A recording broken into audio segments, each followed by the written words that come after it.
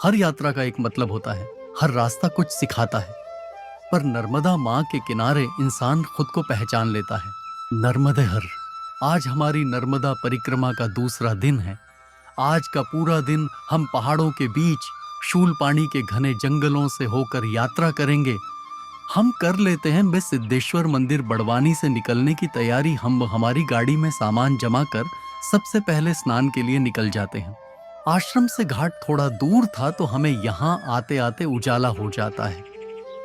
यहाँ आकर देखा तो मैया का रूप काफी विशाल था। हम यहाँ स्नान करके अपनी पूजा आरती करके निकलने की तैयारी करते हैं, क्योंकि यहाँ से आगे का रास्ता काफी लंबा और कठिन है। सबसे पहले हम बड़वानी से गाड़ी बाहर निकालते हैं, खेतियां वाले रोड पर। यहाँ कार से आगे जाने के दो रास्ते हैं, प्रकाशा होकर या धड़गाम होकर, जिसमें से अधिकतर गाड़ियां प्रकाशा होकर जाती हैं। कुछ ही लोग धड़गाम होकर जाते हैं, क्योंकि धड़गाम वाला रास्ता लंबा और कठिन है। लेकिन हम इसी धड़गाम वाले रास्ते से गए।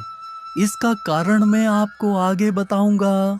यहीं से हमारी यात्रा आगे बढ़ती है। नर्मदा परिक्रमा के इसी रास्ते में हमें पड़ता है 52 गजा जैन तीर्थ।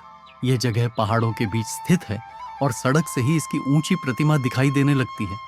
यहाँ भगवान आदिनाथ ऋषभदेव की लगभग 52 गज ऊंची मूर्ति है। इसी वजह से इस स्थान को 52 गजा कहा जाता है। यहाँ गाड़ी आसानी से ऊपर तक चली जाती है और पार्किंग की सुविधा भी मिल जाती है। ऊपर पहुंचते ही पूरा इलाका खुला और शांत लगता है। आसपास हरियाली है और मौसम भी आमतौर पर ठंडा रहता है। नर्मदा परिक्रमा करने वालों के लिए यह एक अच्छा रुकने वाला पॉइंट है। थोड़ी देर आराम करने, पानी पीने और आसपास की जगह देखने के लिए जैन श्रद्धालुओं के साथ साथ आम यात्री भी यहाँ रुकते हैं। अगर आप नर्मदा परिक्रमा पर निकल रहे हैं तो 52 गजा रास्ते में आने वाला एक ऐसा स्थान है जिसे आराम से कवर किया जा सकता है बिना ज्यादा समय लगाए। फिर हम पाटी और बोकराटा जैसे छोटे छोटे गांवों को पार करते हुए खेतियां तक पहुंचते हैं। यहीं से आगे बढ़ने के लिए दो मार्ग मिलते हैं, एक शहादा और प्रकाशा की ओर जाता है और दूसरा धड़गांव होकर। धड़गांव वाला मार्ग ही मुख्य मार्ग है, जहां से पैदल नर्मदा परिक्रमा करने वाले यात्री गुजरते हैं। हम भी इसी मार्ग को चुनते हैं।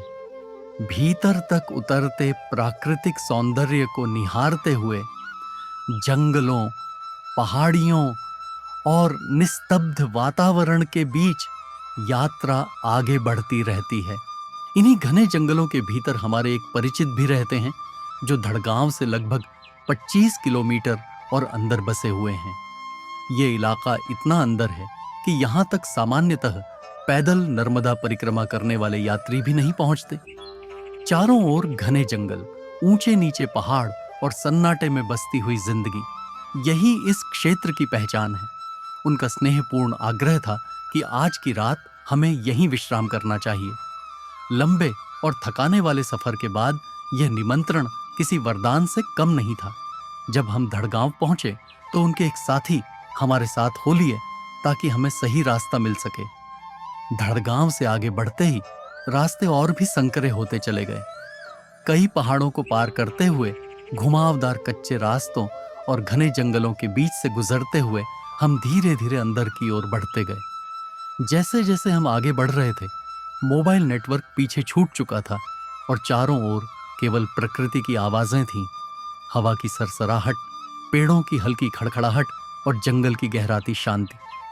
काफी देर की यात्रा के बाद हम उनके घर पहुंचे। वहां उन्होंने हमें बड़े प्रेम, अपनत्व और सरलता के साथ स्वागत किया। थकान अपने आप उतरती चली गई। सादा लेकिन बेहद स्वादिष्ट भोजन कराया गया, जिसमें उस जगह की मिट्टी की खुशबू और अपनापन साफ महसूस होता था। आज की रात्रि का मुकाम यहीं तय हुआ, खुले आसमान के नीचे जंगल की गोद में, जहां नींद भी सुकून लेकर आती है। अभी तक हम शूलपाणी के जंगल का केवल आधा ही सफर तय कर पाए हैं। आगे का रास्ता अभी बाकी है और कल फिर हम इसी अज्ञात लेकिन आकर्षक पथ पर आगे बढ़ेंगे। नर्मदे हर।